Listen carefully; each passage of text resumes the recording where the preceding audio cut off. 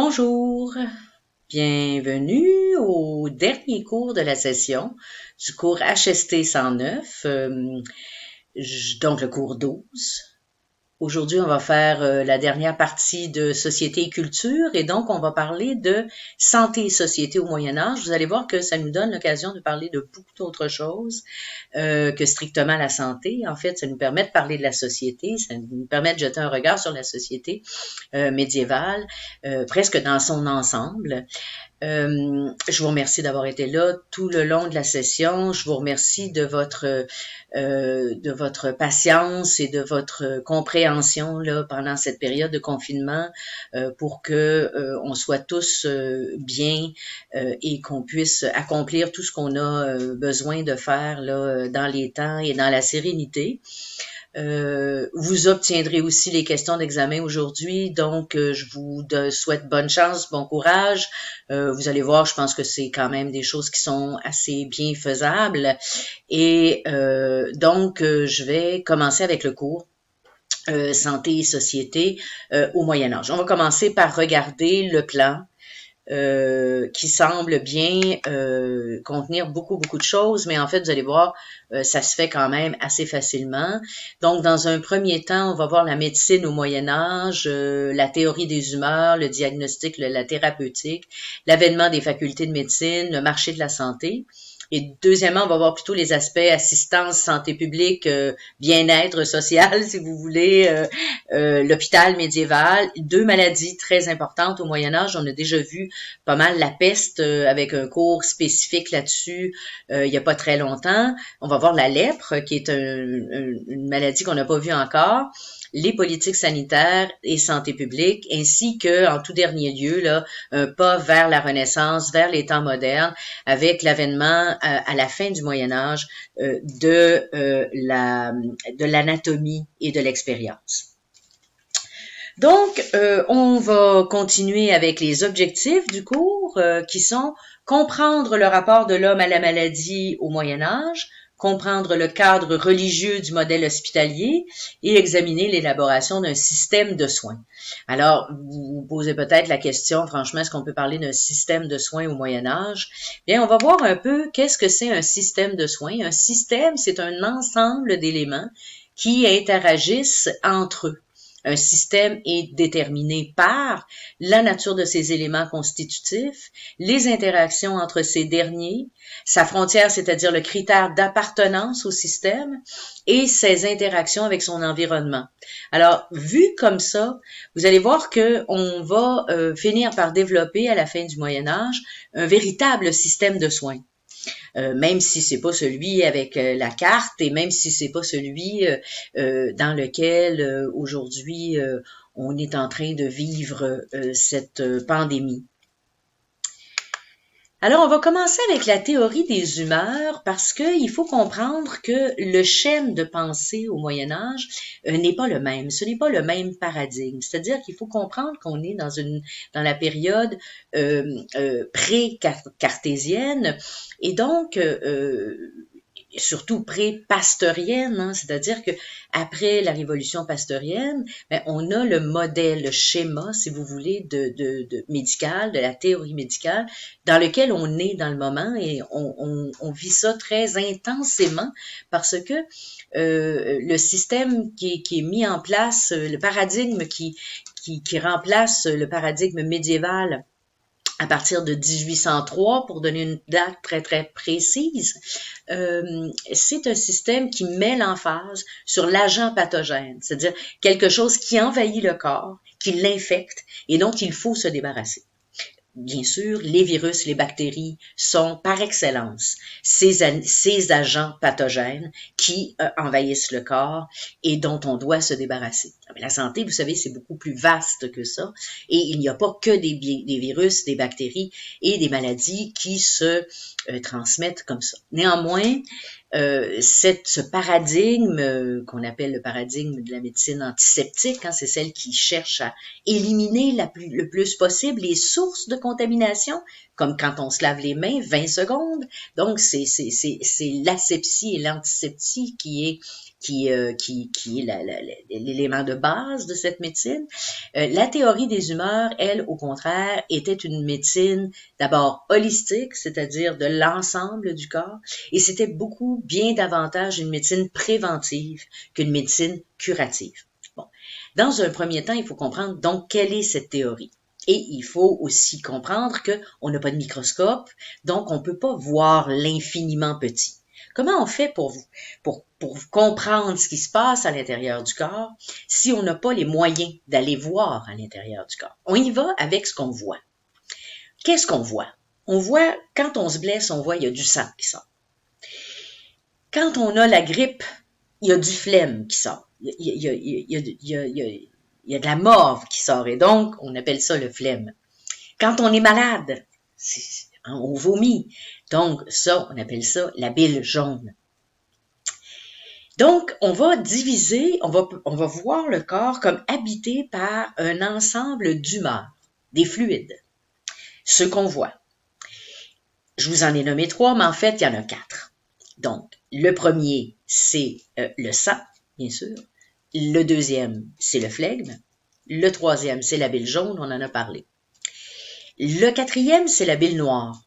On ne sait pas ce que c'est. On ne sait pas ce que les anciens, parce que cette médecine-là, elle date de 500 ans avant Jésus-Christ, hein, c'est la médecine hippocratique. On va voir ça tout à l'heure. Alors, on ne sait pas exactement à quoi ça fait référence. Est-ce que c'était du sang brûlé? Est-ce que c'était du sang noir? C'est possible. Donc, mais toujours est-il qu'on a, avec une espèce de consensus, notamment avec l'école de Cosse, on s'est mis d'accord pour dire qu'il y avait 4 humeurs fluides dans le corps et que ces fluides-là, en fait, sont en constant mouvement. C'est la même chose aussi avec les esprits dans le corps qui sont en fait les vents. Bien sûr, vous avez compris que quand vous faites un rapport, il y a de l'air qui sort. Quand vous faites un PET, il y a de l'air qui sort. Donc, ces vents-là, hein, eux aussi, sont en constant changement, sont en constant mouvement à l'intérieur du corps. On a aussi associé ces 4 humeurs-là aux 4 qualités aristotéliciennes, c'est-à-dire aux 4 éléments et aux 4 qualités aristotéliciennes. Alors, par exemple, on a dit le sang, c'est l'air. La bile jaune, c'est le feu. La bile noire, c'est la terre. Et le phlegme, c'est l'eau. On a associé ça aussi aux 4 qualités. L'humide, le sang et entre l'eau et l'air, donc il est humide, c'est-à-dire le sang est humide et chaud, la bile noire est chaude et sec, la terre, la bile noire est froide et sèche et le phlegme est humide et froid. Ce que ça donne éventuellement, parce que ça, c'est ce qu'on a un peu élaboré au temps de la médecine de l'île de Cosse, donc la médecine hippocratique, elle va évoluer et à la période romaine, surtout à la fin de l'Empire romain, il y a un médecin qui s'appelle Galien qui va reprendre toutes ces théories de l'école de Cosse et qui va les systématiser davantage et il va arriver avec un système comme ça. C'est-à-dire, il va inventer ce qu'on appelle les tempéraments. Et vous voyez que même si on a changé de paradigme médical, même si on est dans une médecine aseptique, on a encore beaucoup de vestiges de cette médecine-là qui existent dans notre vocabulaire. Par exemple, on va dire, c'est un tempérament sanguin. Ben, c'est à partir de cette notion de tempérament qu'on appelait au Moyen-Âge complexion, on peut dire ça. C'est la même chose avec l'expression quand on dit « t'es bien de mauvaise humeur ». En fait, à la base, c'était pas l'humeur en tant qu'état d'âme qui était concernée par cette maxime ou cette apostrophe. C'était, on se disait, mon Dieu, tes humeurs sont pas bien réglées. Parce que la santé, selon ce système-là, c'est un état dans lequel les humeurs sont en parfait équilibre. Et c'est quand l'équilibre de ces humeurs-là est perturbé par quelque chose que là, on entre dans un état pathologique ou dans un état de maladie. Alors, donc, on continue. Le corps est donc constitué de 4 humeurs, le sang, le phlegme, la bile jaune, la bile noire, qui sont en rapport aussi avec chacun un organe du corps, le cœur, le cerveau, le foie, la rate, qui sont caractérisés par des qualités, le chaud, le froid, l'humide, le sec. qui sont caractérisés par les 4 éléments fondamentaux de l'univers et du macrocosme. On sait qu'il y en a beaucoup plus maintenant, mais à l'époque d'Aristote, il n'y en avait que 4, le feu, l'air, l'eau et la terre. Et donc, quand les 4 humeurs et les 4 éléments, ça donne les tempéraments. Alors, vous voyez sur la diapositive, la bile jaune, qu'on appelait en grec colère, C-O-L-E-R, nous a donné le tempérament colérique, hein, c'est-à-dire quelque chose de fougueux. Hein. La bile, le sang, nous a donné le tempérament sanguin. Le flegme nous a donné le tempérament phlegmatique, c'est-à-dire froid et humide, c'est-à-dire quelqu'un d'un peu, hein, on dit les Anglais, les Britanniques sont phlegmatiques. Et la bile noire, qui s'appelle mélanco, va donner le tempérament mélancolique, c'est-à-dire triste. Ce on appelle triste aujourd'hui. Donc, vous voyez que ces termes-là, qu'on utilise encore dans le langage courant, proviennent en fait de cette médecine antique et médiévale qu'on appelle la médecine humorale. Pourquoi? Parce qu'elle est basée sur le fait qu'il y a 4 humeurs. Alors, on arrive au diagnostic et à la thérapeutique. Alors, qu'est-ce qu'on fait avec ça, ces humeurs-là? Comment on fait pour établir un diagnostic? Hippocrate, d'abord, et l'école de Cos vont commencer à mettre en place toute une série d'actions que le médecin devra poser pour arriver à un diagnostic et éventuellement aussi à un prognostic. D'abord, il y a l'interrogatoire. Alors, il faut demander au patient qu'est-ce qu'il a fait depuis quelques semaines, qu'est-ce qu'il a mangé, est-ce qu'il a bien dormi, est-ce qu'il a fait des exercices, il a fait plus d'exercices que d'habitude. Et donc, ça, c'est la première étape. Dans la médecine hippocratique, on avait aussi l'examen du pouls, ce qui aujourd'hui encore fait partie des examens de l'examen médical, prendre le pouls pour voir le rythme cardiaque. Et à l'époque grecque, on avait aussi une autre façon de voir, de diagnostiquer, c'était de regarder les urines. Donc, on demandait aux patients de faire ses besoins dans ce qu'on appelle un urinal. Vous le voyez là sur la diapositive. Je vais vous en montrer aussi quelques exemples parce que c'est l'outil qui va devenir, disons, l'emblème de la médecine médiévale, alors que ce n'était qu'une partie des étapes hippocratiques vers le prognostic. Au Moyen-Âge, ça va devenir l'outil principal de diagnostic, mirer les urines dans les urinaux. En fait, il y avait l'examen des autres signes, le faciès, la façon de marcher. Ensuite, le médecin se prêtait à l'exercice de l'établissement des causes. Il disait, vous êtes comme ça parce que il s'est passé ceci, il s'est passé ceci. Ensuite, on faisait un pronostic. Bon, voilà, vous avez telle chose et ça va prendre tant de temps pour vous en débarrasser. Et ensuite, on faisait le traitement. Alors, comme je vous dis, de toutes ces étapes, celle qui devient la plus importante au Moyen-Âge, c'est celle de l'examen des urines. Et donc, vous voyez aussi sur cette diapositive un médecin mirant les urines au chevet du malade. Et si vous allez sur Internet, là, sur Google, vous faites urinal, Moyen-Âge, vous allez voir qu'il y a énormément de représentations. En fait, l'outil qui montre que le personnage qu'on vient de dessiner est un médecin, c'est l'urinal. Alors, des urinaux, en fait, on n'en a pas que dans les illustrations, on en a retrouvé dans les fouilles, notamment parce que, en fait, c'est un objet qui, malheureusement, le verre casse plus que la céramique. Donc, quand on les retrouve, ils sont souvent extrêmement fissurés, mais on arrive beaucoup. C'est parmi les vestiges médiévaux qu'on retrouve le plus dans les fouilles, parce qu'il en existait une très, très grande quantité. Et plus on avance vers la fin du Moyen-Âge, plus ces urinaux sont fins et transparents. Parce que le but, c'est d'examiner l'urine sous toutes ses coutures, c'est-à-dire quelle en est la couleur, quelle en est la senteur. Il y en a même qui allaient jusqu'à la goûter. Quelle était sa texture? Est-ce qu'elle était fumeuse? Est-ce qu'il y avait des bulles? Est-ce qu'elle était trouble? Est-ce qu'elle était claire? Alors, tous ces éléments-là permettaient de poser un diagnostic. Et pour s'aider à ça, le médecin avait avec lui ce qu'on appelle une roue des urines.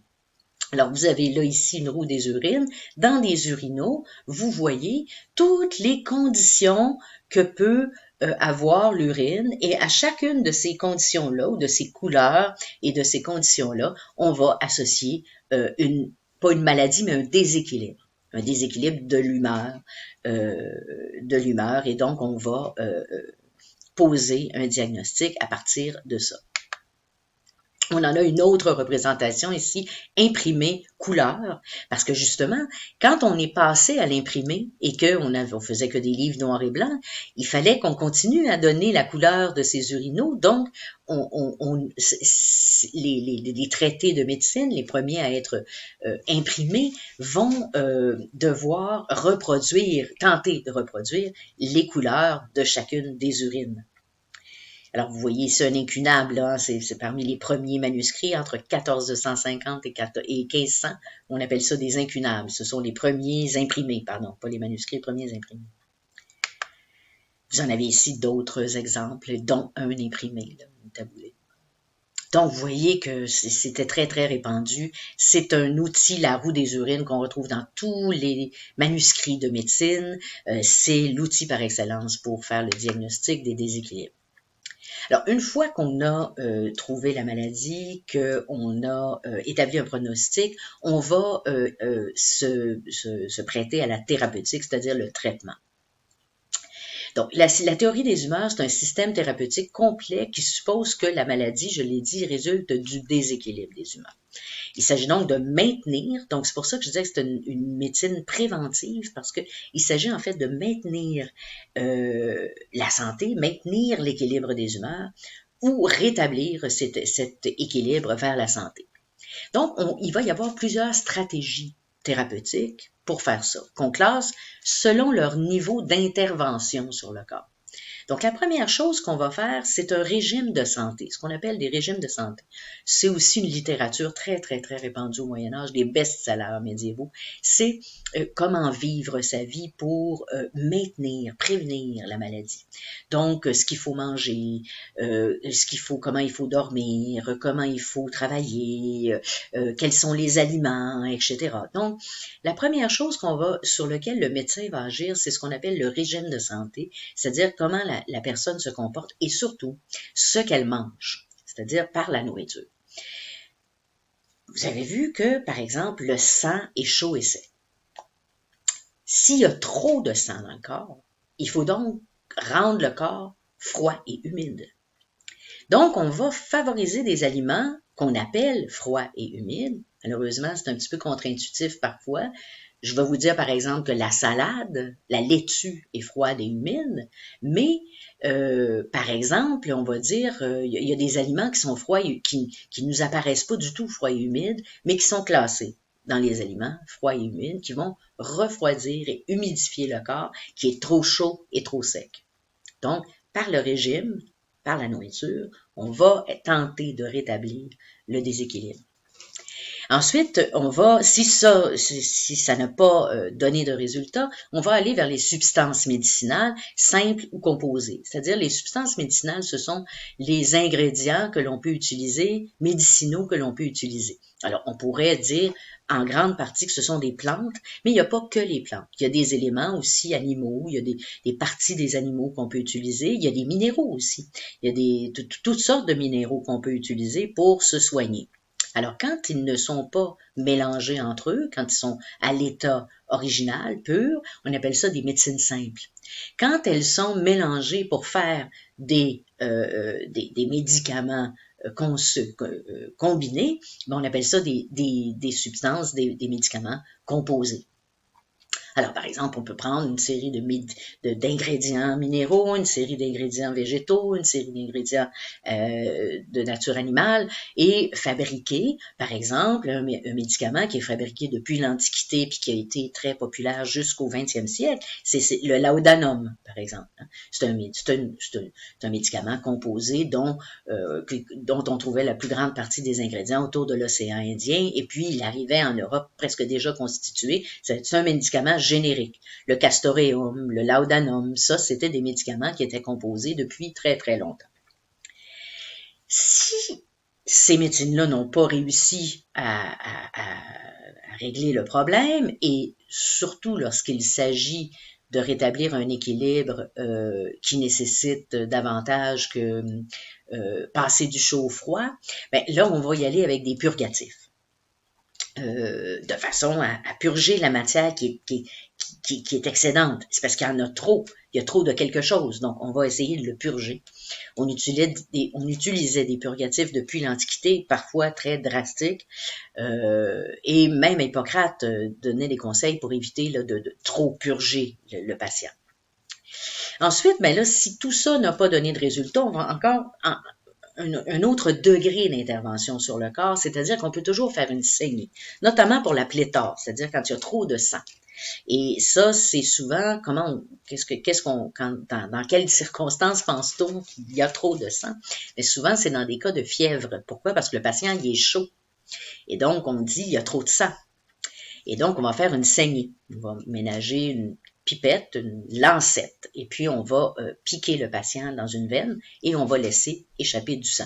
Sachez que vous trouvez peut-être que c'est un peu barbare, mais que la saignée était pratiquée au Québec jusque dans les années 30, 1930, donc au siècle dernier. C'est quand même assez loin là, de 500 ans avant Jésus-Christ. Et en dernier lieu, ben, on pouvait aussi faire une opération chirurgicale. Souvent, par exemple, c'était pour des cas de blessures. Mais il y a des opérations de la cataracte, par exemple, qui réussissent depuis très très longtemps, même depuis l'Antiquité. Et il y a des opérations de la fistule anale, par exemple, qui ne sont pas qui est une opération très bien détaillée pendant la période médiévale et qui n'est pas le résultat d'un accident. Mais dans bien des cas, l'opération chirurgicale, elle servait à réparer des blessures.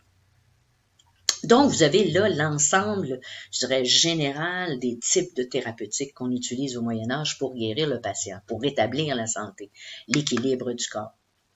Alors, le régime de santé, ce sont toutes les recommandations pour conserver la santé sur les 6 choses naturelles. Alors, d'après la médecine médiévale, les choses naturelles sont celles qui relèvent du corps lui-même.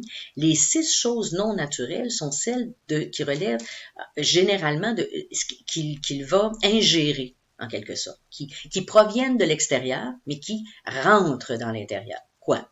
L'air, l'environnement, c'est donc une médecine très environnementale en fait. L'alimentation, la boisson, le travail, le repos, le rêve, la veille, les excrétions, les sécrétions et les affections de l'âme, c'est-à-dire les états d'âme, les états mentaux, la santé mentale. Et donc, c'est pour ça qu'on dit aussi que la médecine hippocratique est un système préventif. Vous avez ici le régime très célèbre, un des livres les plus recopiés au Moyen-Âge, c'est le régime de santé d'Arnaud de Villeneuve, qui s'appelle le Regimen Sanitatis Salernitanum, et qui est un best-seller là, qui vous dit comment vous comporter, quoi manger. Vous en avez ici un autre type qui s'appelle le Taquinum Sanitatis.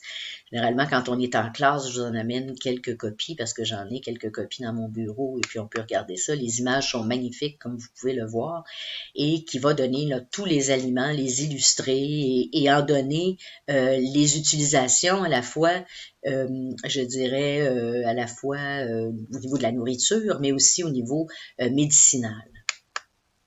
Alors, on a de tout là dans ce Taquinum Sanitatis, c'est-à-dire, comme je vous l'ai dit, il y a des substances minérales, animales et végétales. Donc, on a vu là la mandragore, on voit ici la chair de chèvre, le miel. Donc, les substances médicinales, végétales, animales, minérales, telles que je l'ai dit. Là, vous avez ici là, un petit peu une espèce de glossaire là, de ce que j'ai dit tout à l'heure, les simples et composés.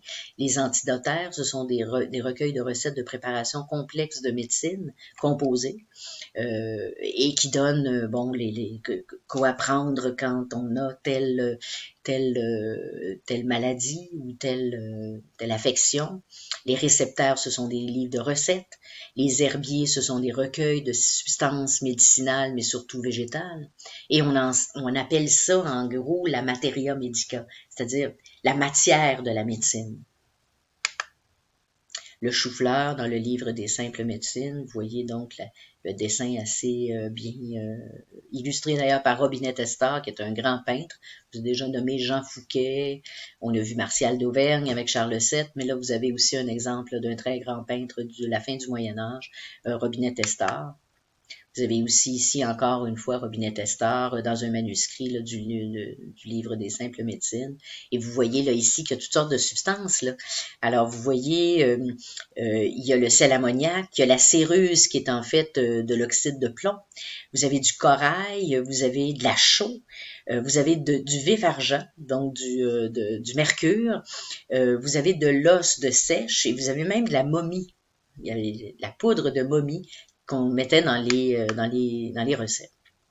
La purgation, ben vous voyez un petit peu là comment ça pouvait se passer, c'est-à-dire que on pouvait introduire en fait les substances purgatives par le biais d'un instrument qu'on appelle le clistère, et c'est ça que vous voyez là dans le moment, qui était une espèce de seringue, un peu mal représentée ici, là, une espèce de grosse seringue qu'on pouvait mettre directement dans l'anus pour dispenser des médecines qu'elles agissent très rapidement. Alors, vous en avez un exemple là, vous imaginez que c'était pas un traitement, les gens étaient pas très contents quand on leur disait qu'il y avait besoin d'une purgation par clistère. Mais donc, purger l'humeur. La saignée, ben là, je vous ai parlé de la lancette, alors vous la voyez ici, là, comment est-ce qu'elle était confectionnée, et vous voyez quelques images là, de comment ça se passait. Donc, c'est quand l'humeur était le sang, ben là, on pouvait la libérer hein, le corps de l'excès de sang par la saignée.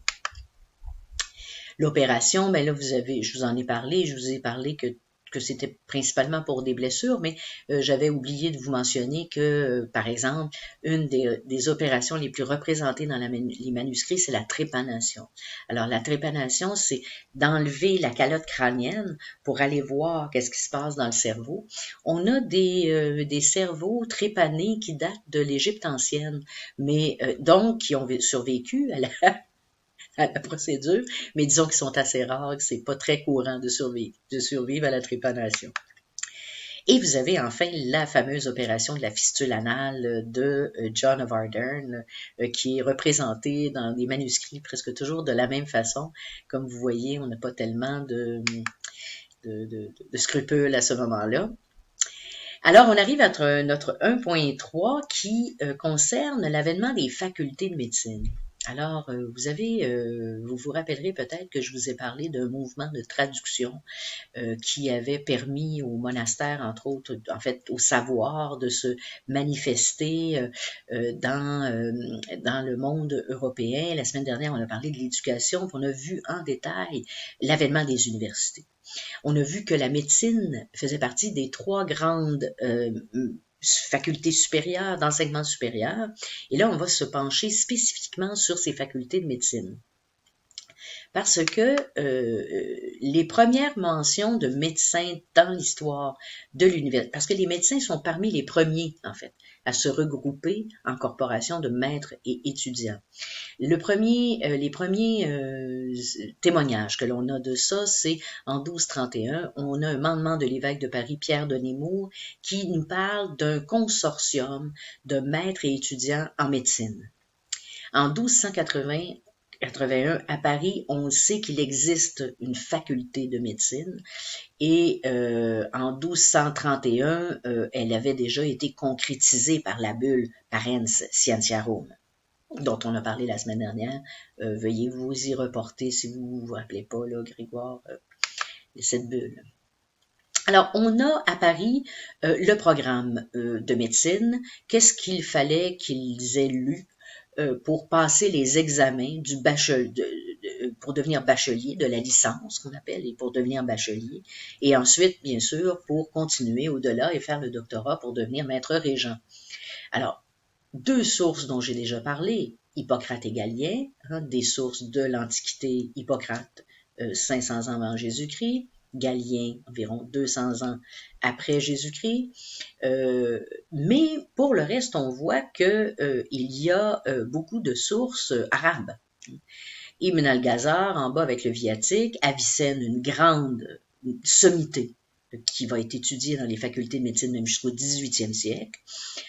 Théophile, Philaret, ce sont des Grecs, mais Isaac Israéli, Ioannisius, en fait, qui est Unan ibn Ishaq, ce sont des sources arabes qui sont tombées sur la médecine grecque et romaine et qui l'ont non seulement traduit, mais réaménagé, systématisé. Ils en ont fait des manuels et c'est ça qu'on apprend dans les facultés de médecine en Europe, à partir, Paris étant la principale, mais il y en a deux autres bien importantes qui naissent à peu près à la même époque. Je vous rappellerai que la semaine dernière, on a parlé de la naissance spontanée de 4 universités, Paris, Montpellier, Bologne et Oxford un peu plus tard.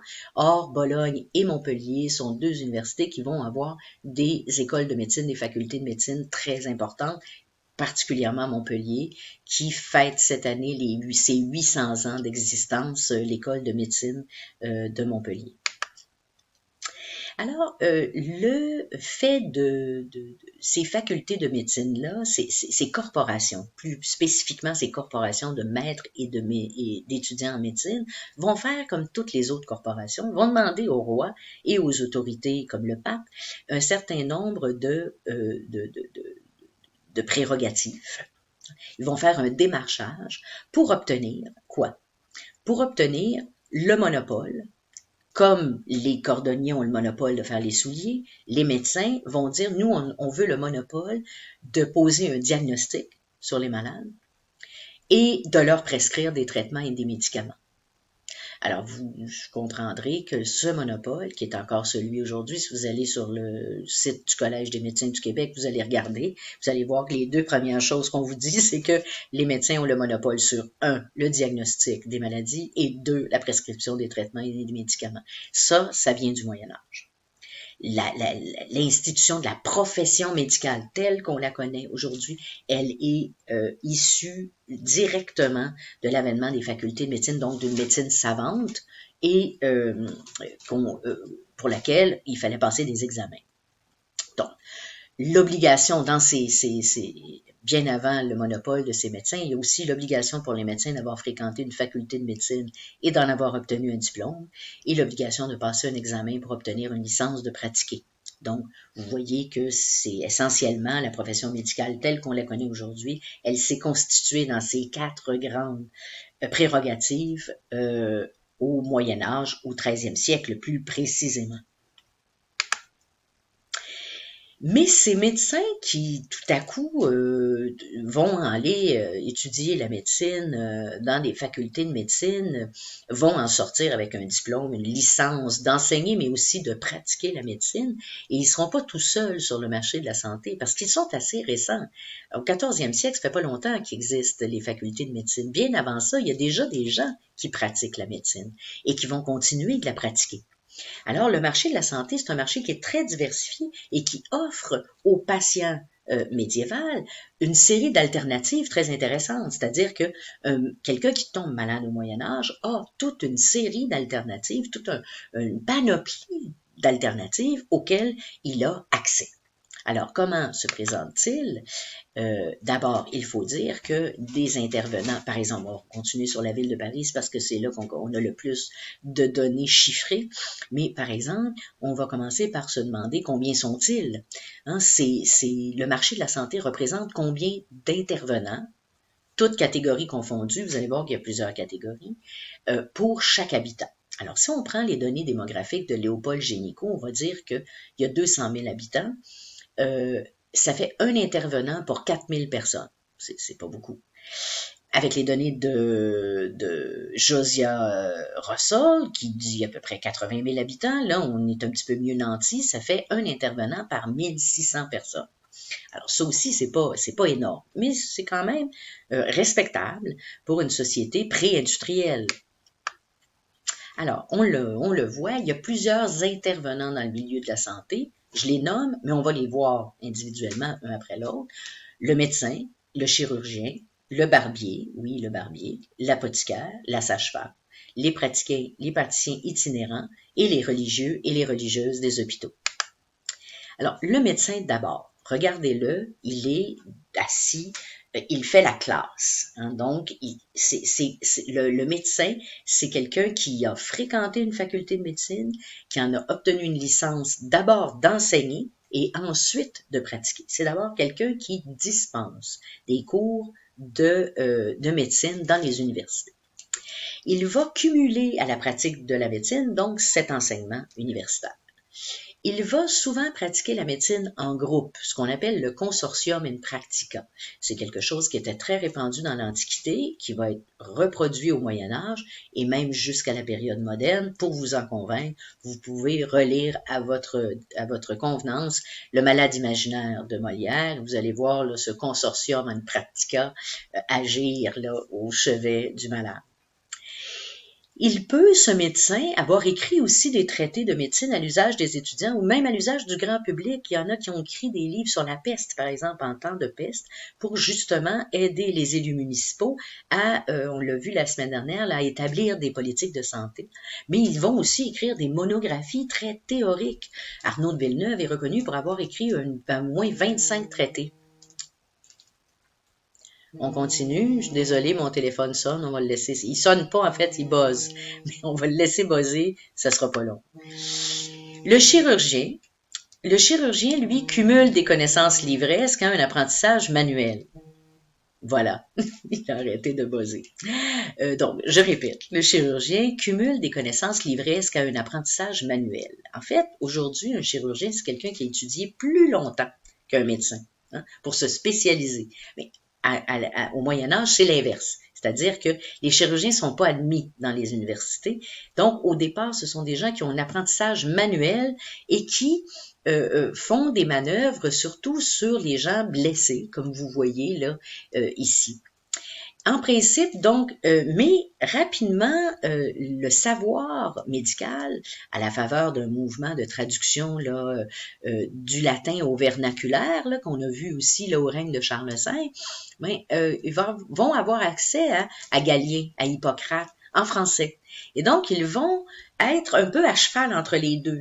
Ils vont être capables de comprendre la théorie médicale, galénique, humorale, mais ils vont aussi faire des manœuvres. Et on va voir qu'ils vont être très, très importants dans le développement d'un certain nombre d'aspects qui ont trait à la santé et à la médecine et qui vont se répercuter dans la période moderne. Donc, en principe, les fonctions du chirurgien sont celles de soigner les blessures, les traumatismes, mais souvent, il va intervenir, donc, toute chose qui nécessite l'intervention de la main. Le chirurgien, c'est celui qui opère par la main, donc, per manus. Donc, son expertise se déploie donc sur les champs de bataille, donc, c'est très bien documenté, dans les hôpitaux et dans le domaine judiciaire. Je pense qu'on va en reparler tout à l'heure. Et il va jouer un rôle très important dans le développement de l'anatomie. Le barbier, c'est autre chose. Le barbier, lui, rarement va jamais jusqu'à cumuler des connaissances livresques. Il reste assez cantonné dans ses fonctions, qui sont d'abord celles de raser. Et le barbier est donc un personnage qui est très répandu au Moyen Âge, peut-être même encore plus que dans la période d'aujourd'hui. Pardonnez-moi, je pense que je ne sais pas s'il y a quelque chose qui s'est affiché sur mon écran. J'essaie d'enlever tout ce qui pourrait intervenir, mais vous savez comment ce que c'est avec les ordinateurs, il y a toujours quelque chose qui pop. Alors, donc, parce qu'il rase, et dans une société où tous les clercs, alors tous les moines, qui sont très, très nombreux, sont rasés par la tonsure, ben, en plus de raser les gens, c'est un personnage très, très important et très répandu au Moyen-Âge. Mais comme il a récupéré ce qu'on appelle un fait de chirurgie, c'est-à-dire que comme il a les instruments, l'expertise, ou même parfois les deux, c'est à lui qu'on va donner la charge de faire des saignées. Parce que le barbier, c'est celui qui sait comment arrêter l'écoulement du sang. Et donc, naturellement, il va prendre en charge cet aspect de la chirurgie qu'on appelle la saignée, qui est un acte chirurgical parce que on coupe la peau, là, on tranche quelque chose. Là. Dans les ordonnances qui les concernent, les barbiers se cantonnent à leurs fonctions qui sont de, entre guillemets, panser les plaies, les bosses et les apostèmes et faire la saignée. Ce métier-là, donc, se transmet presque exclusivement par apprentissage. Donc, on l'apprend soit de père en fils ou on entre comme apprenti chez un barbier pour devenir barbier. On va devenir valet barbier et ensuite maître barbier. Mais c'est un personnage, un rouage important du système de santé. Parce que la saignée est une des thérapeutiques, on l'a vu, qui est la plus prisée, notamment pour les fièvres qui sont très répandues. Donc, le barbier, très sollicité dans ce système de santé. L'apothicaire. L'apothicaire, c'est l'équivalent de notre pharmacien. Alors, il fait partie à la fois du domaine de la santé, mais comme aujourd'hui, il fait aussi partie du domaine du commerce. C'est-à-dire qu'il vend des choses. Et bien que l'apothicaire médiéval n'ait rien du Jean Coutu actuel, il reste il vend aussi toutes sortes d'autres substances, des substances tinctoriales, toutes sortes d'autres choses. Et il vend aussi des médicaments génériques, ceux dont je vous ai parlé, là, qui sont produits en Orient et qui arrivent par bateau et qui sont revendus donc par les apothicaires. Mais il va aussi confectionner des médicaments selon les prescriptions des médecins parce que, en principe, et là vous allez voir que notre système actuel tire ses racines très loin, hein, il ne doit vendre de médecine que sur prescription du médecin. Surtout, bien sûr, après l'arrivée des facultés de médecine qui vont tout de suite vouloir chapeauter et encadrer le métier d'apothicaire pour éviter que se donnent des prescriptions, se donnent des médicaments sans prescription. Alors, évidemment, il doit posséder les ouvrages nécessaires pour les fabriquer, donc un minimum de lecture qu'il doit être en mesure de faire pour comprendre les recettes. Hein. Mais des livres de recettes, vous savez, c'est facile à comprendre, quand même. La sage-femme, c'est un rouage important du système de santé parce qu'en fait, l'accouchement n'est pas considéré comme un acte médical. Encore, au 16e siècle, ça va le devenir. On va inventer les forceps et puis là, le chirurgien va devenir très important dans cette dimension-là des choses. Mais donc, l'accouchement est considéré comme un processus naturel. L'assistance à la grossesse, à l'accouchement, ça relève de la sage-femme. Même dans les textes, on le dit, hein, ils ont le droit de ventre incipiendio, c'est-à-dire que c'est ça leur métier, c'est de suivre et d'accoucher les femmes. Le métier va être réglementé au 16e siècle, mais il faut voir que ça s'agit surtout de connaissances transmises de mère en fille. Et des sages-femmes, on peut en avoir, parce que, comme d'ailleurs au Québec dans les années 40-50, jusqu'à l'urbanisation, une sage-femme, c'était pas nécessairement quelqu'un qui faisait ça à temps plein. Sur la rue, dans le village, il y avait une femme qui avait l'habitude d'accoucher des femmes, et puis elle pouvait être pâtissière, mais le jour de l'accouchement, elle était sage-femme. Alors, on a beaucoup de difficultés à les trouver dans les sources, les sages-femmes, parce que justement, ils ont tendance à cumuler plusieurs métiers. Ils vont pas se dire uniquement sage-femme.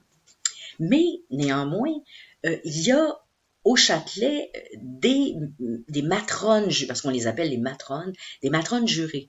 Donc, qu'on utilise bien sûr pour vérifier la virginité et l'état, en fait, des organes génitaux des femmes. Mais ça peut être des femmes qui ont été violées, ça peut être des femmes pour voir si elles sont toujours vierges. De toute façon, généralement, quand une femme est examinée par un médecin, on aime bien avoir une sage-femme autour parce que, en fait, pour la toucher, pour la manipuler, on va généralement laisser une femme prendre ces dispositions-là. Donc, beaucoup de sages-femmes au Moyen Âge, mais peu qu'on peut documenter vraiment très bien parce que elles cumulent souvent plusieurs métiers. Les praticiens itinérants, il y a des maladies, il y a des affections qui, au Moyen Âge, relèvent de spécialisation, mais c'est pas des gens qui vont à l'université pour faire ça. C'est des gens qui se sont spécialisés, c'est souvent d'ailleurs de père en fils, pour les maladies des yeux, par exemple, les opérations de la cataracte. C'est quelqu'un qui passe de village en village, et puis quand il arrive, là, tout le monde qui a mal aux yeux vont aller voir l'oculiste. L'oculiste, c'est un praticien itinérant. Les hernies, les pierres aux reins. sont prises en charge par des praticiens qui vont de ville en ville. Ils n'ont pas généralement sont souvent considérés comme des charlatans, mais vous savez, un charlatan, c'est pas personne se dit oui, bonjour, moi je suis un charlatan. Hein. Un charlatan, c'est quelqu'un qui t'appelle charlatan. Mais ce sont aussi des vendeurs de potions à vocation universelle, là, qui guérit tout. Là. On appelle ça des vendeurs de triac, hein, parce que la thériaque, c'est un médicament un peu générique là, qui contenait centaines d'ingrédients.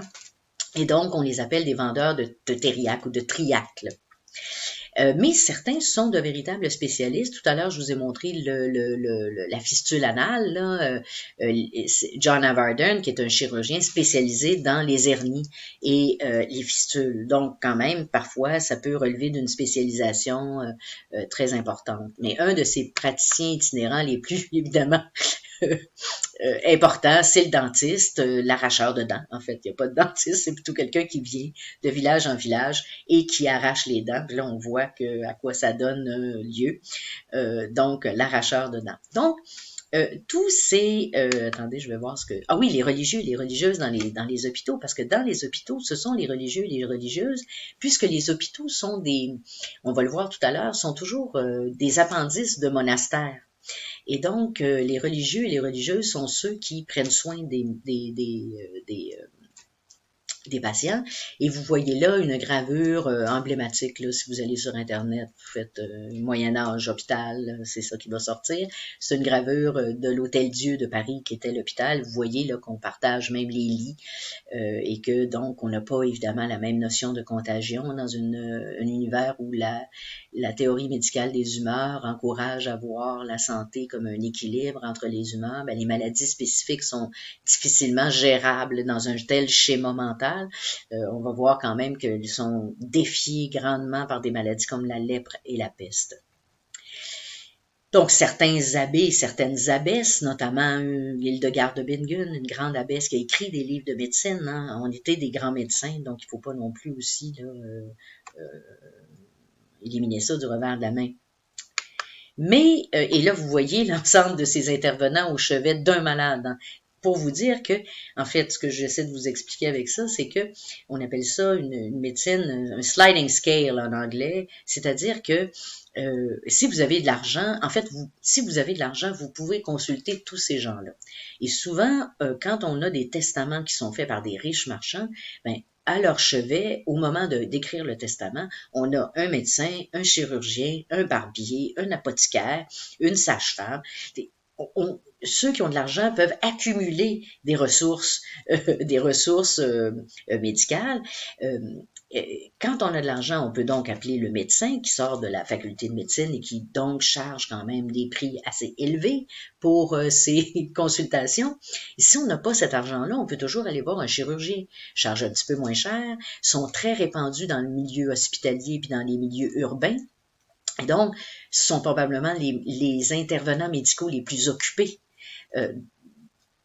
Toutes catégories confondues pendant le Moyen Âge. On va voir qu'ils sont très importants dans le traitement, le diagnostic de la lèpre et de la peste. Donc, c'est le chirurgien, c'est l'intervenant par excellence. Le barbier, ben, si vous avez encore un peu moins d'argent, vous pouvez toujours aller voir le barbier. Encore un peu moins d'argent, vous pouvez aller voir l'apothicaire. Comme aujourd'hui, des fois, on peut pas aller voir le médecin, on va aller voir le pharmacien, on va lui dire j'ai mal à l'œil, j'ai mal à ci, il va te donner un médicament. Alors, donc, vous voyez qu'il y a une espèce d'échelle descendante compte tenu des budgets, compte tenu des nécessités, mais même des gens de petite extraction qui sont pas très riches peuvent consulter plusieurs intervenants. Donc, vous voyez que c'est un système qui est à la fois où il y a un très grand nombre d'intervenants, puis on peut aussi, là, on a le choix d'aller voir, argent, moyennant qu'on ait les moyens, d'aller voir qui on veut pour se faire soigner. On arrive donc à la deuxième partie, c'est celle qui traite de l'assistance et de la santé publique. Et là, vous avez ici devant vous les Hospices de Beaune, qui est un hôpital médiéval. Bon, là, il a été réaménagé un peu au temps moderne, mais vraiment essentiellement, là, la structure ainsi que les lits tels qu'ils sont là, sont médiévaux. Si jamais vous allez dans cette région-là, en Bourgogne, je vous le conseille, d'abord pour les vins, mais si jamais vous y allez pour les vins, assurez-vous de visiter les hospices de Beaune, puisque c'est un des hôpitaux médiévaux les mieux conservés qu'on peut voir encore aujourd'hui. Vous allez voir que la grandeur des lits, la longueur des lits nous montre des petites tailles, hein, parce que vous savez que à l'histoire, l'homme devient de plus en plus grand avec l'histoire, surtout avec l'industrialisation. Alors, nos homologues médiévaux mesuraient guère plus de 5 et 2, hein, disons, 5 pieds 2, si vous voulez. Alors, les lits sont faits en fonction de ça et donc sont de très petite taille. Vous avez ici le plan de l'hôpital Saint-Gilles de Norwich, où vous voyez un peu comment ça se présente un hôpital. Vous voyez la cuisine, le dortoir, le cloître, parce que ces hôpitaux-là, comme je l'ai dit, sont souvent en contexte monastique, et donc on va les mettre contigus là aux structures monastiques telles que le cloître.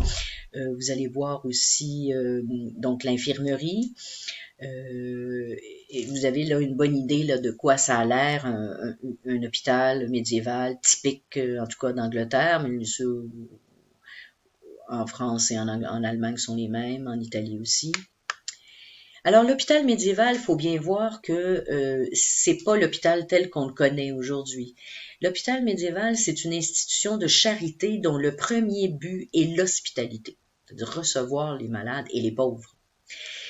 Cet hôpital-là offre des soins de courte ou de longue durée, mais toujours de nature essentiellement palliative, c'est-à-dire qu'on ne va pas à l'hôpital pour guérir.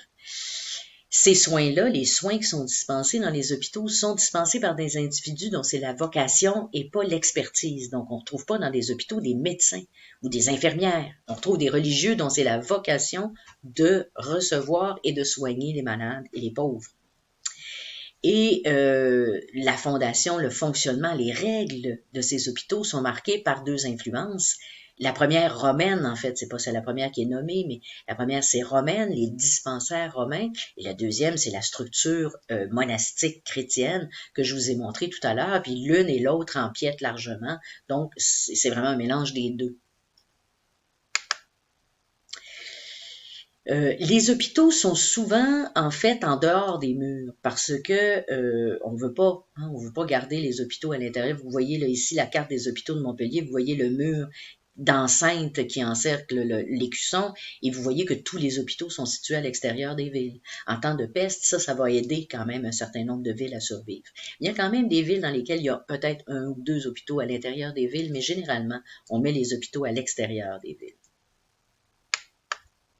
Vous voyez ici les soins et l'accueil dans un hôpital médiéval, une enluminure qui est très reconnue, qui vient d'une miniature d'une traduction latine du canon d'Avicenne et qui est très, là aussi, si vous faites hôpital médiéval sur Google Images, vous allez tomber inévitablement sur cette illustration, mais qui montre en fait très bien d'abord la vertu, quels sont les buts de cet hôpital. C'est vraiment de garder les gens dans des draps propres, leur faire des soins minimaux, les nourrir, c'est surtout ça. C'est surtout ça qui est important, c'est de les nourrir. Encore une fois, vous voyez là, cette notion de nourrir dans l'hôpital, c'est ce qui est le plus important dans l'hôpital médiéval.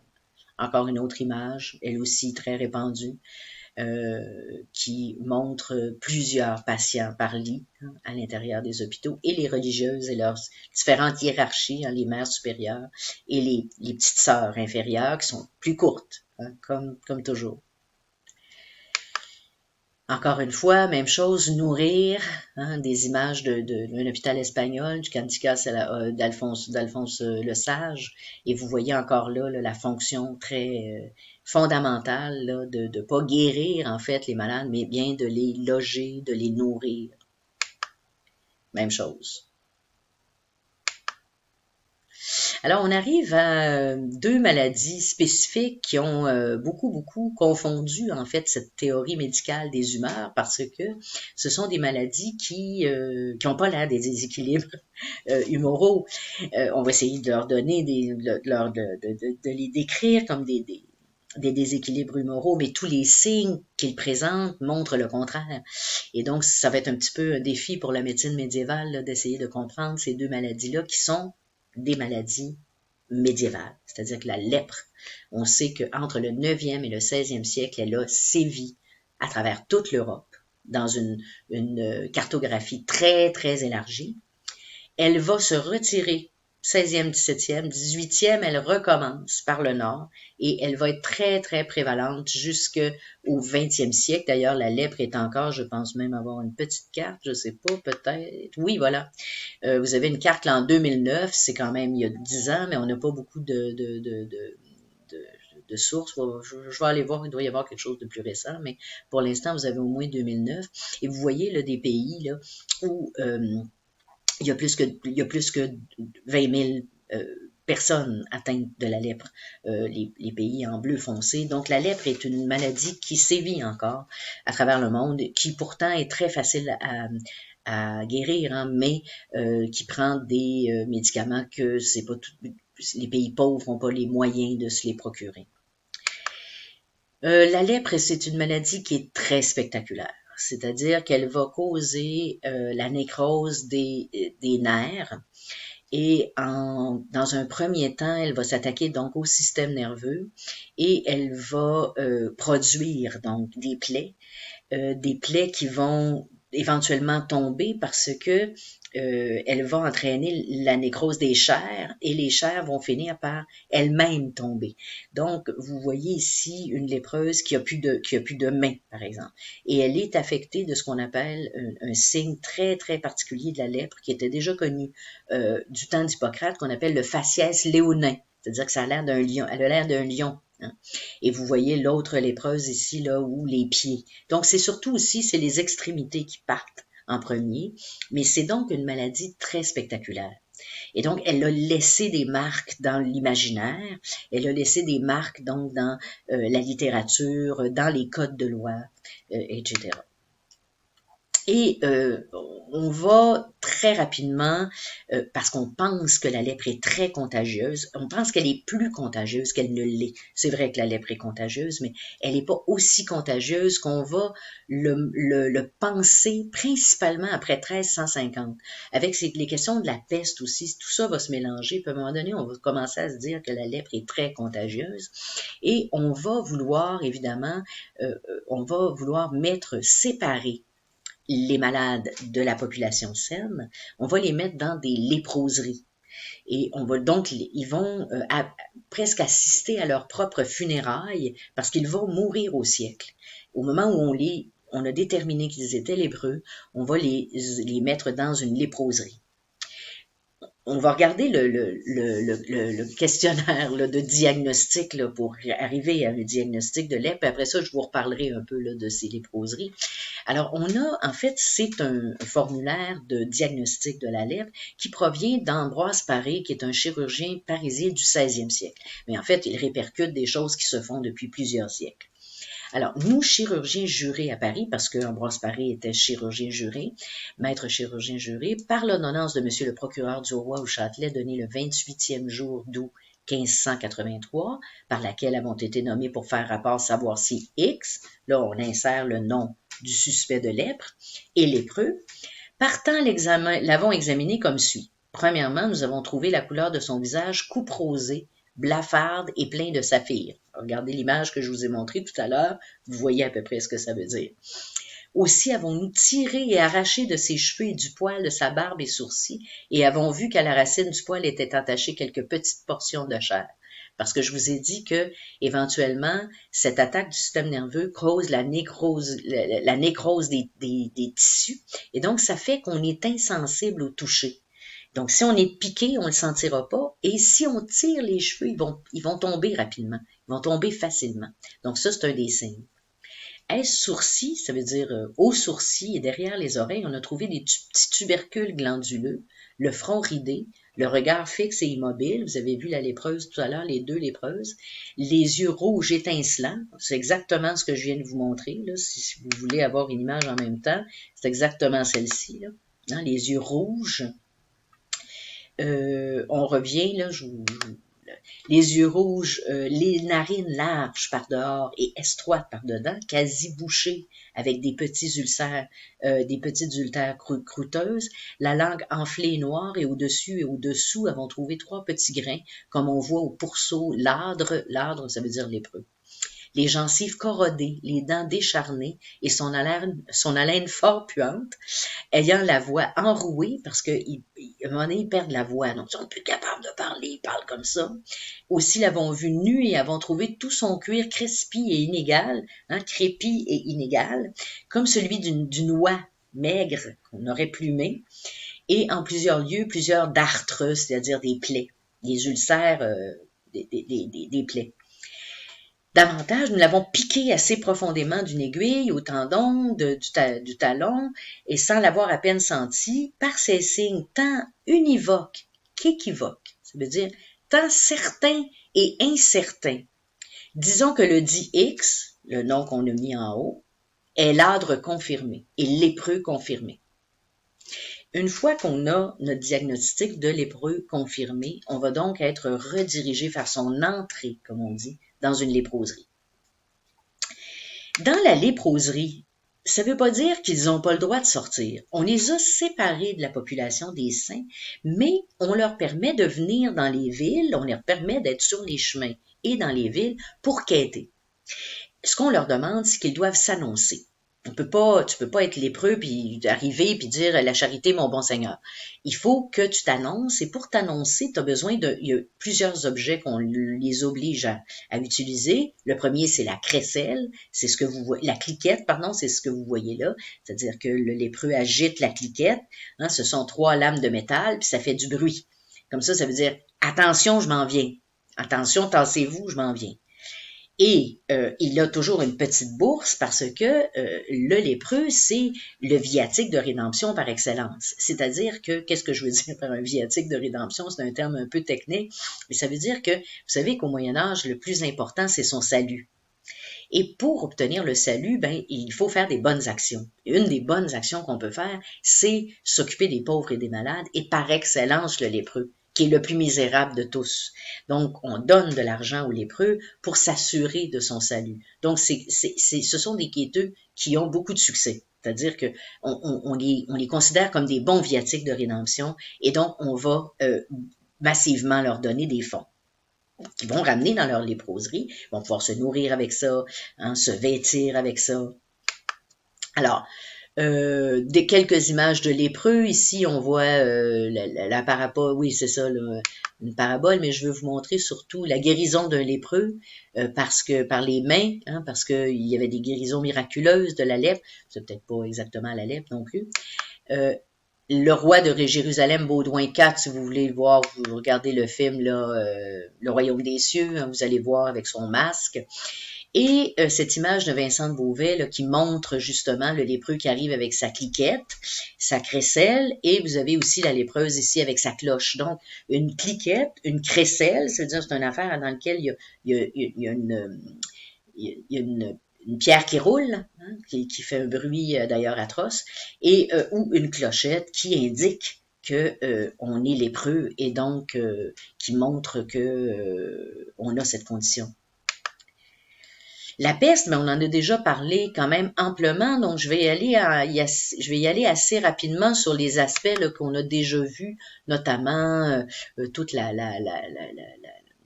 comment la peste s'est répandue entre 1347 et 1350, d'où elle est partie. Je vous réfère donc à ce cours que je vous avais fait, où je terminais d'ailleurs avec cette image-là, où ce qu'on fait avec les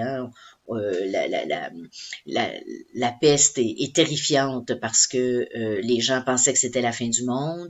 On faisait des tombes de catastrophes parce qu'on n'avait pas le temps d'enterrer les gens individuellement, donc on les mettait dans des fosses communes. Heureusement, parce que c'est maintenant par le biais de ces fosses qu'on est capable d'étudier le bacille. Rappelez-vous, je vous ai parlé de ça.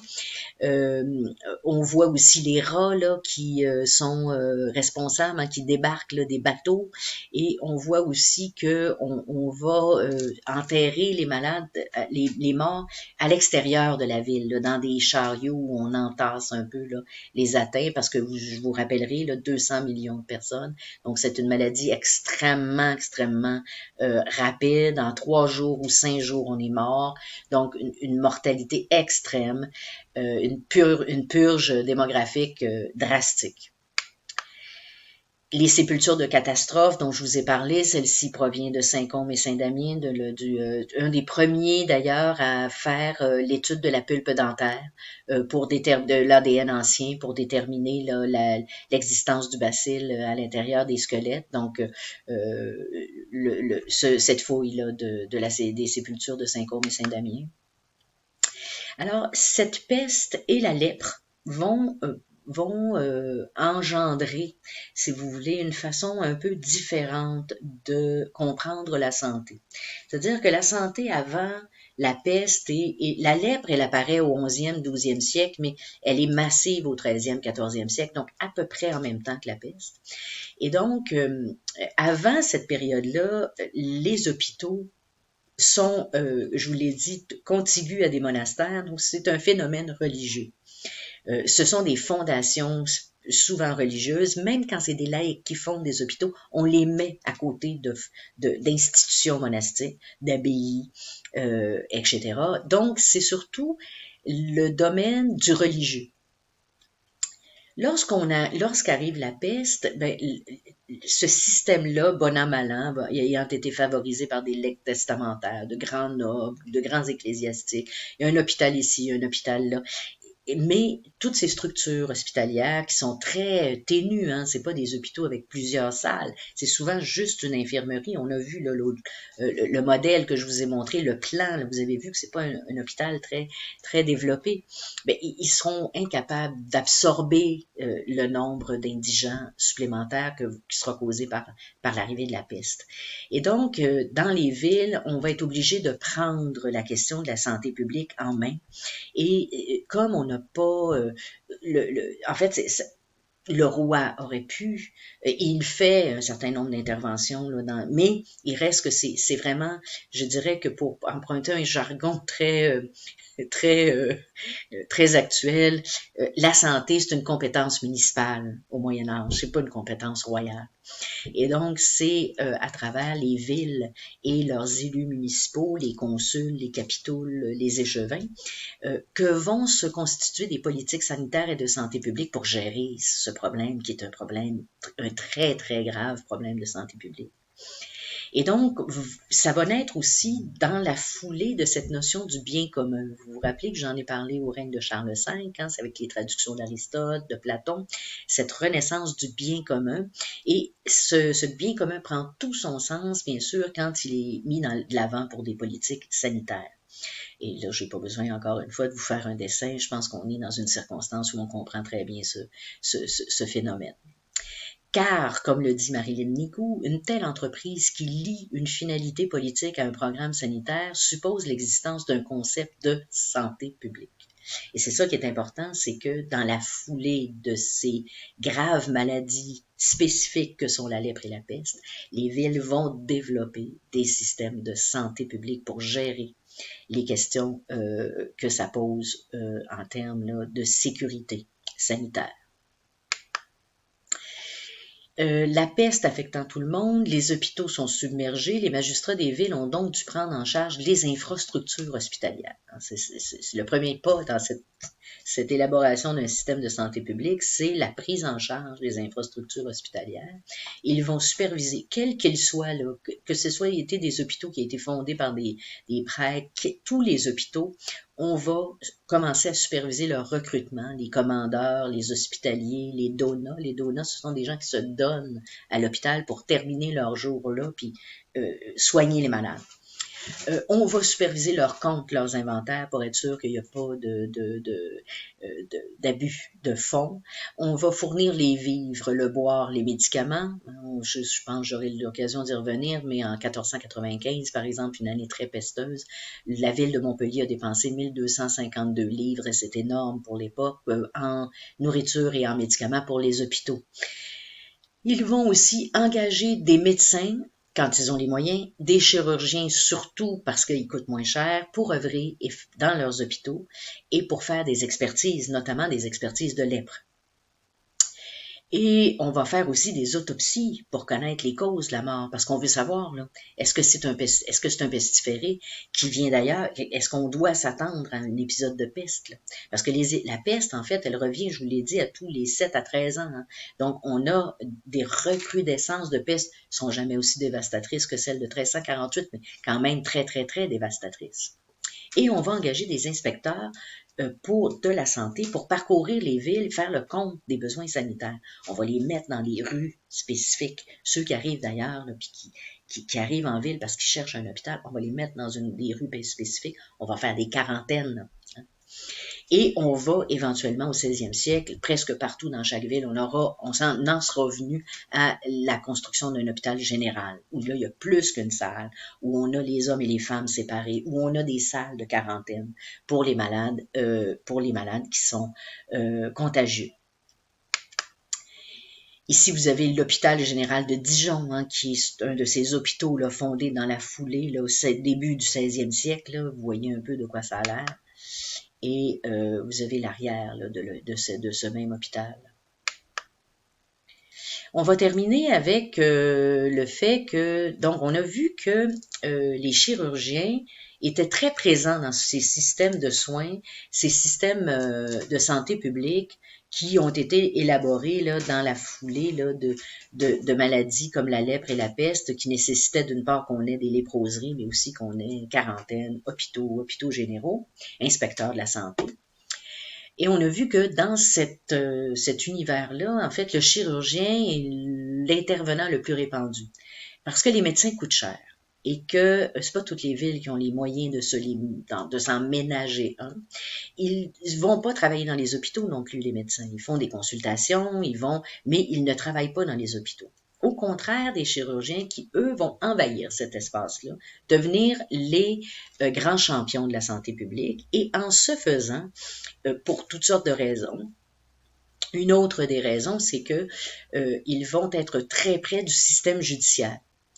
Déjà dans les statuts de 1252 des chirurgiens de Paris, on leur demandait de rapporter au prévôt les cas de blessures qui auraient pu être dues à des tentatives de meurtre, des assauts, des émeutes. Hein? Donc déjà, ils étaient sollicités pour aider le système de justice. Quand on en est venu avec Saint-Louis à la preuve par témoin, rappelez-vous, il n'y a plus de duel, on va donc devoir faire enquête. Et souvent, pour la plupart des choses qui se ramassent en cours, ce sont des blessures, bien sûr, ce sont des rixes, ce sont des tentatives d'assaut, ce sont des batailles, ce sont des blessures à armes blanches, hein, des blessures d'épée, des combats à l'intérieur des villes. Donc ça, c'est le pain et le beurre là, du système de justice. On va solliciter les chirurgiens pour évaluer la gravité de la blessure. Et donc, on va même avoir des chartes, je ne sais pas si je le sais, parce que j'ai beaucoup de cours sur l'histoire de la médecine, vous savez que c'est ma spécialité. Non, on parle dessus de la dissection. Je vais juste, peut-être, j'en verrai un tout à l'heure, je vais juste continuer là-dessus. On a même des chartes où on a le corps humain, puis là, on a tous les types de blessures, puis tous les types d'armes blanches qui ont pu causer ces blessures-là pour aider le chirurgien à faire l'évaluation là, de la gravité de la blessure et le pronostic de récupération ou même déclarer le décès. Et donc, par le biais là, de leur présence dans les systèmes de santé, leur présence dans le système judiciaire, les chirurgiens vont peut-être être les premiers à faire des dissections, c'est-à-dire à aller voir véritablement à l'intérieur. On a longtemps pensé qu'on ne disséquait pas parce que c'était interdit par l'Église. C'est pas du tout exact. D'abord, on ne disséquait pas non plus pendant la période romaine, certainement pas des humains. On a fait de la dissection des singes et des cochons, mais Galien ne faisait pas de dissection des humains. Pourquoi, en fait, on ne faisait pas de dissection? C'est parce que dans le système de la théorie des humeurs, il n'y a pas d'intérêt à aller voir à l'intérieur du corps. On sait ce qui se passe, c'est-à-dire on sait qu'il y a des fluides, on sait qu'il y a des vents qui sont en constant mouvement. Si la personne est morte et qu'on le regarde à l'intérieur, ces fluides-là et ces vents-là ne sont plus en mouvement. Il n'y a plus moyen de savoir. Alors oui, c'est important de savoir où sont les organes. Mais pour qui est-ce que c'est important? Pas pour le médecin. pour le chirurgien. C'est important de savoir où sont les organes parce que c'est lui qui s'occupe des blessures. Et donc, c'est le chirurgien qui, dans un premier temps, pour des raisons judiciaires, pour des raisons aussi de voir si on est devant un malade de la lèpre ou un malade de la peste, vont faire des dissections, des autopsies judiciaires. Et en faisant des autopsies, bien sûr, on va arriver à la dissection. L'Église n'a donc jamais interdit la dissection. Il y a une bulle de Boniface VIII à laquelle on fait toujours référence qui s'appelle Corpus Sanctis, comme quoi ça interdisait la dissection, mais ça n'interdisait pas du tout la dissection, ça interdisait la pratique de la décarnisation. La décarnisation, c'était une pratique qui était très répandue pendant le temps des croisades parce que quand quelqu'un mourait en Terre Sainte, il fallait ramener son corps. Donc, on ne pouvait pas le ramener, son corps, puisqu'il aurait pourri en chemin. Donc, ce qu'on faisait, c'est qu'on faisait bouillir le corps, on enlevait la chair, puis on gardait juste les os, puis on mettait ça dans une boîte, puis on renvoyait ça en Occident. Et ça, à un moment donné, le pape a trouvé que c'était un petit peu exagéré, donc il a interdit la décarnisation. Mais ça n'avait rien à voir avec la dissection ou les autopsies. Mais la première autopsie dont on a publié les résultats, c'est-à-dire dont on a écrit les résultats, ça se passe en 1315 et c'est un médecin, pas un chirurgien, un médecin bolonais qui écrit Anatomie Omnium Humani Corporis Interiorum Membrorum, donc l'anatomie du corps humain par l'intérieur de ses membres. Et donc, il nous raconte la première autopsie, la première dissection universitaire. À partir de ce moment-là, la dissection anatomique va devenir graduellement un élément essentiel de l'enseignement médical et obligatoire. La première université à répercuter cette nouvelle tendance, c'est l'Université de Montpellier, 1326, obligation de faire au moins une anatomie par année. Il y a loin de la coupe aux lèvres parce que il faut trouver des cadavres. Et en 1376, on va devoir rappeler au duc d'Anjou, qui est le gouverneur de la région du Languedoc, de parler aux officiers royaux pour leur rappeler de donner au moins un corps par année à la faculté de médecine pour qu'elle fasse sa dissection, son anatomie, comme on dit. Alors, vous voyez un peu comment se présente cette anatomie et je pense que je vais plutôt vous la montrer de l'autre côté, l'image précédente, parce que ce que je veux vous montrer, c'est que en fait, il y a des médecins dans ces anatomies universitaires, bien sûr, vous les voyez là, de ce côté, avec leur habit, leur grande robe, leur robe longue. Eux, ils parlent de ce qu'ils voient, mais ils ne coupent pas le corps. Ceux qui coupent le corps, ce sont des barbiers, ce sont des chirurgiens, ceux qui sont habitués à couper. Hein. Donc, les chirurgiens, encore une fois, donc très, très important dans cette nouveauté qu'est l'anatomie. Vous voyez encore ici, là, Barthélemy Langlais, une gravure là, qui montre une anatomie. Elles vont se répandre. Là, il y a toute une littérature anatomique, des représentations anatomiques, on va y arriver. Vous avez ici le Guy de Chauliac, là, où vous avez justement l'image que je vous ai montrée tout à l'heure. Et pour vous dire l'anatomie du corps humain, même déjà à l'école d'Alexandrie, là, on avait une représentation, ce qu'on montrait, c'est ce qu'on appelle une représentation en grenouille. Hein. Ça donnait une idée, mais vous voyez que c'est assez vague, de ce qui se passait à l'intérieur du corps au niveau des organes. Vous savez, les situés grosso modo, mais c'était pas très, très, très clair. Tant et si bien que vous avez ici, dans une représentation anatomique de Guy de Vigevano, qui est 13e siècle, un cœur puis 3 poumons. Hein, ça veut dire que on va pas souvent voir ce qu'il en est, n'est-ce pas? Et donc, cette anatomie va permettre de développer tout cet art anatomique auquel j'arrive et qui est la synergie, en fait, de 3 activités. Le chirurgien, j'en ai déjà parlé, il est là de par ses fonctions judiciaires, de par ses fonctions sanitaires. L'art pictural, parce que ça concorde, ce mouvement de l'anatomie, avec l'avènement de la perspective dans le monde des arts et l'avènement d'une représentation humaine beaucoup plus réaliste. Et donc, cette anatomie, elle va permettre aux peintres de comprendre comment fonctionnent les muscles, comment les représenter, parce que on va avoir toutes les couches, hein, on va pouvoir enlever toutes les couches. Et qui est-ce qui est responsable de donner les cadavres? Ben, c'est le bourreau. Donc, c'est la convergence de 3 métiers qui vont faire le développement de l'anatomie, l'art pictural, les bourreaux, les artistes, les bourreaux et les chirurgiens, qui ensemble vont développer une facette de la médecine qui est celle qui va représenter toute la période moderne. André Vézal, chirurgien, est un des premiers à rendre dans une œuvre le résultat de ses autopsies avec des personnages, Ah oui, les chirurgiens sont ceux qui coupent. Je vous avais parlé, je me disais bien que je vous avais mis la charte, là. Vous voyez tous les types de blessures qui peuvent survenir. Et vous avez encore un woundman. On appelle ça des woundman parce que ce sont des hommes à plaie, hein, utilisés dans le système judiciaire pour dire, ben voilà, c'est tel type de plaie. Alors, les artistes, ils contribuent bien sûr parce que l'étude du corps humain leur permet de travailler la perspective. Et là, on voit tout à fait, d'ailleurs, vous aurez peut-être remarqué que dans les gravures du 16e siècle, on a souvent des gens qui ont la main en l'air, hein, comme là, tout à l'heure. Vous voyez l'écorché d'André Vézal, vous voyez Albrecht Dürer, hein, vous voyez que c'est parce que souvent, évidemment, on dessine des suppliciés qui là sont pris là par le cou, mais qui souvent sont simplement suspendus par la main. Et donc, c'est pour ça que souvent, les représentations anatomiques, on a une main en l'air parce qu'en fait, ils sont comme ça. Et donc, on a besoin de les représenter comme ça. Mais vous voyez aussi que ces suppliciés, c'est sur ça qu'on va trouver la matière anatomique. C'est les bourreaux aussi qui fournissent les cadavres. C'est pourquoi les premiers dessins anatomiques ont un côté très dramatique. Parce que c'est pas des kidams, là, c'est des gens vraiment, soit au bord de la mort, soit pendus, soit au pilori ou dans des postures plus ou moins évidentes. Donc, vous voyez encore ici là, un pendu. Hein, mais qui permet en fait là, d'aller chercher un certain nombre d'éléments au niveau de l'anatomie. Et vous voyez le phénomène de l'écorché que je vais vous montrer ici. C'est-à-dire que vous voyez l'homme qu'on représente dans la première image avec sa peau, avec tous ses muscles.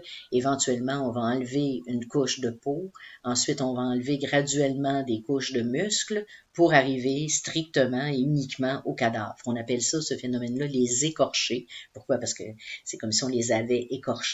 Mais c'est ces dessins-là qui permettent de reproduire le corps humain avec un réalisme tel qu'il va devenir à la période de la Renaissance, la période moderne, le propre de la grande peinture classique. Là. Alors, je vous remercie. Donc, ça termine en fait ce cours sur la santé. Je vous remercie beaucoup de votre attention durant toute la session. Je vous souhaite vraiment bonne chance pour l'examen. Je vous souhaite un bon confinement, un bon déconfinement, et je vous souhaite de bonnes vacances d'été à tous et à toutes. Encore une fois, merci et au revoir.